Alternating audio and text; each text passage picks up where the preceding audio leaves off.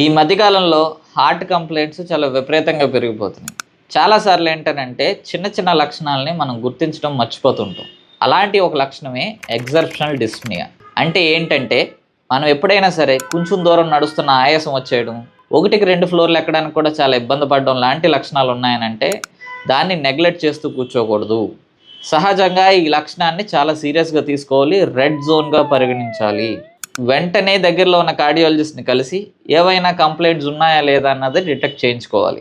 90% of the కేసెస్లో ఈ ఎగ్జర్షనల్ dyspnoea ఉన్నప్పుడు నీరసానికో, ఈ మధ్యన ఒళ్ళు వచ్చేసిందనో, లేకపోతే మనలో తెలియకుండా కొన్ని విటమిన్ లోపాల వలన ఈ ఆయాసం వస్తుందని చెప్పేసి ఇంట్లో కూర్చోవడానికే ఎక్కువ ఆస్కారాలు ఉంటాయి. ఎవరికైనా సరే రోజు నడిచేదానికంటా కూడా సడన్గా మనలో నడుస్తుంటే ఆయాసం రావడం కానీ, రోజు 2-3 ఫ్లోర్లు అవలేలగా ఎక్కేయడం ఉన్న వాళ్ళలో సడన్గా 2వ ఫ్లోర్ ఎక్కడానికే చాలా ఇబ్బంది పడుతున్నాం అనే పరిస్థితులు వచ్చినాయి అని అంటే దాన్ని ఊరికనే వదిలేయద్దు, వెంటనే చెకప్కి వెళ్ళాలి. ఈ స్టేజ్లో కనుక కంప్లైంట్ని ఐడెంటిఫై చేసుకోగలిగితే మ్యాక్సిమం హార్ట్ కంప్లైంట్స్ నుంచి మనం బయటపడగలుగుతాం.